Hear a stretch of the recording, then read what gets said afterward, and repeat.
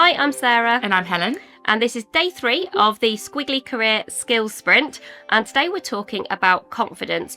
Quick reminder, if you don't have the daily skills summary, link in the show notes, or just email us, Helen and Sarah at squigglycareers.com. I'm sure loads of you have got it sorted by now, but you might just be starting on confidence. You can start on day 3, that's absolutely fine, but you will need those summaries for things like cutting and pasting the prompts, loads of the links to learn from, and all the examples, the kind of visual examples we'll put in there. So hopefully it will just make the sprint even more useful.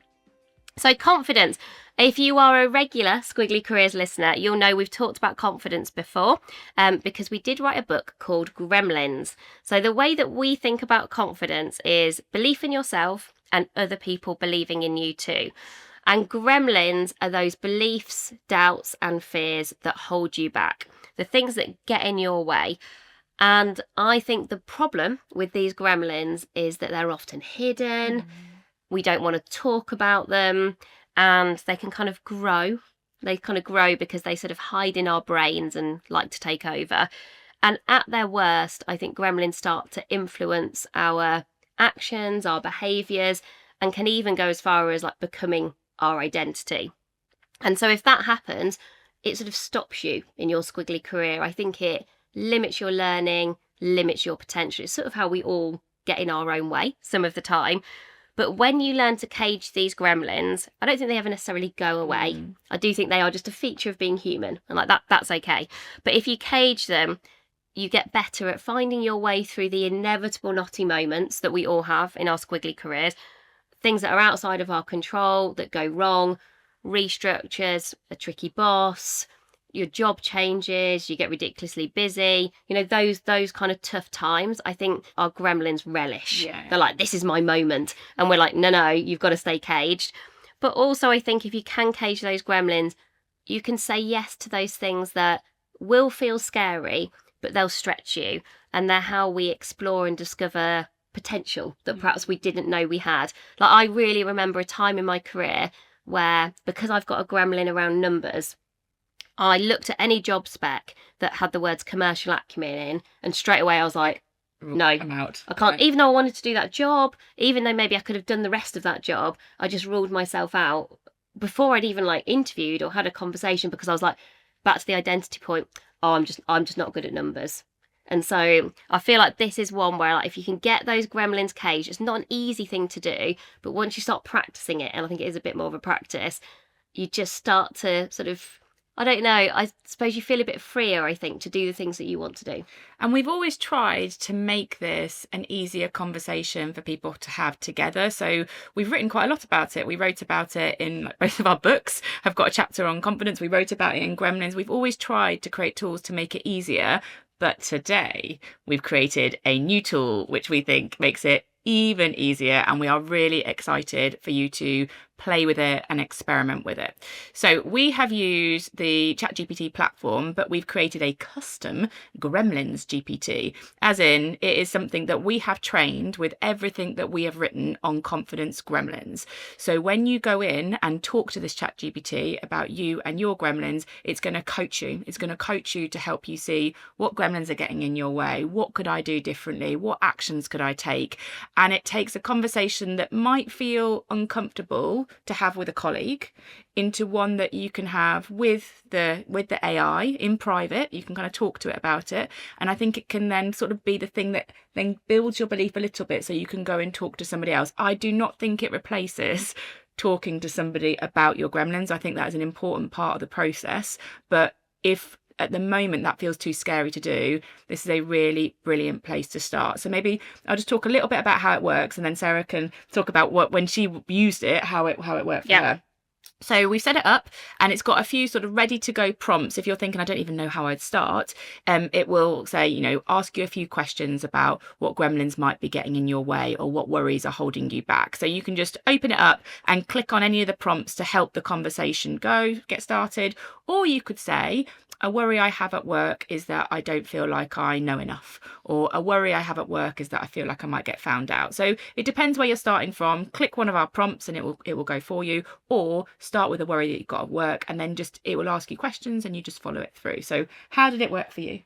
Well, firstly, when you were talking there about your having a conversation with the AI. Yeah. I think actually what you're doing is having a conversation with us. Yeah. Because I said to you, I was like, I really like the tone. And you were like, of course you do, because it's our tone. And Trained on our work. I was like, I'm so like egotistical. I'm like, oh, I really liked the way that it phrased things. And you were like, well, yes, because it's our stuff. So actually, I think what you're having a conversation with is us.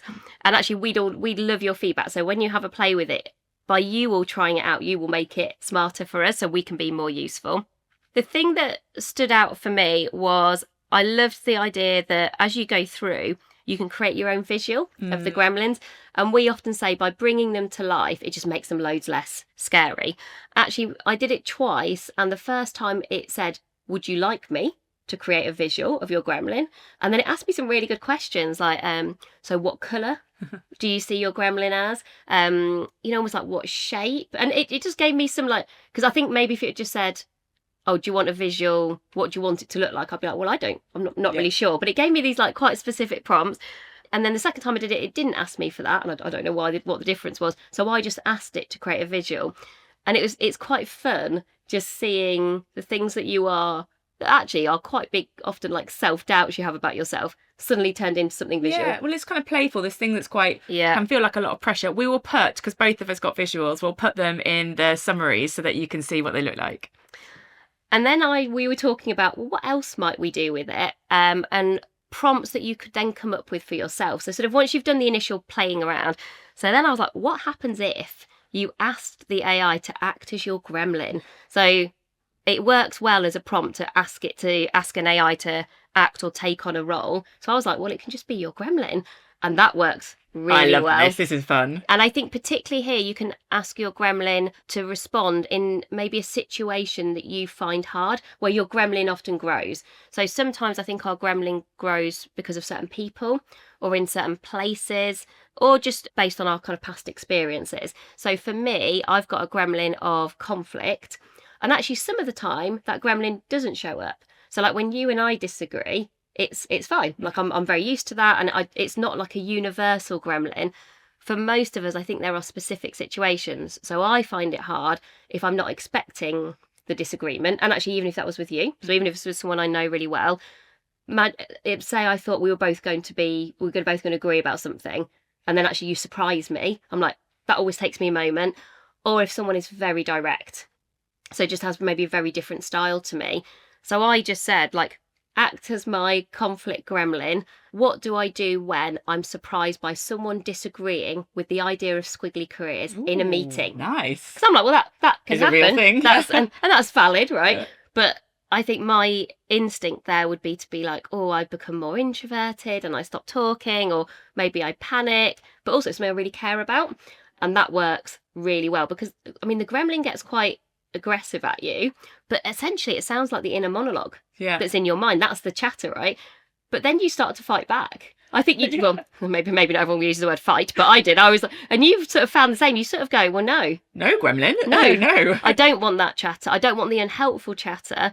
I actually want to replace that with something more useful. I think it's the most unique way we have found to help people both know what their gremlins are and then get to grips with them in a really safe way. And if you've got the free version of ChatGPT, it might kind of limit you at some point with how many questions you ask, but you can maybe go again the next day. If you've got a paid version, you can kind of just keep going. But just be aware of that when you're playing with it. But definitely give it a go.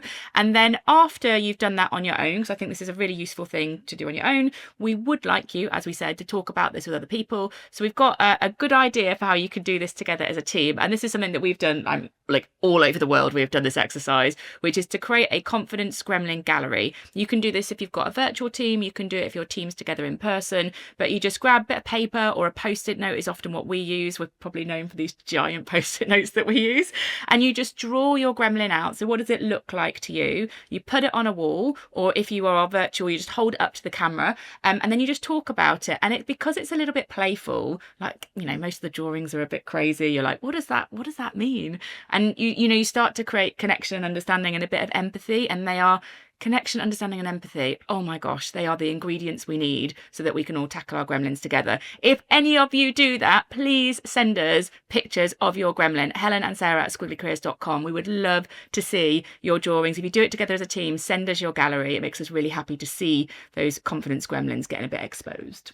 an obvious point, but you could even use the gremlins that have been generated from using the tool. You could. So if you don't want to do the giant yellow post-it note thing, because I've actually, everybody on our team tested this. Yeah. And so everyone in the team, in our team's chat, just started to share their visuals. And actually that was really fun. It prompted loads of conversation. And I think the outcome from this is you feel really reassured that you're not alone. Yeah. Everybody has gremlins. We're all kind of working hard to cage them. And then you also just start to think about, well, how can you be supportive for each other? I think 10,000 people on this sprint, 10,000 people caging their confidence gremlins. I mean, that's a win. Squiggly Careers have got to be better because of it. Yes. Oh, it's exciting. So that is the end of day 3 of our sprint. So far we've done strengths, we've done values, we've done confidence, and tomorrow we're going to be talking about networks and building your career community. So see you then.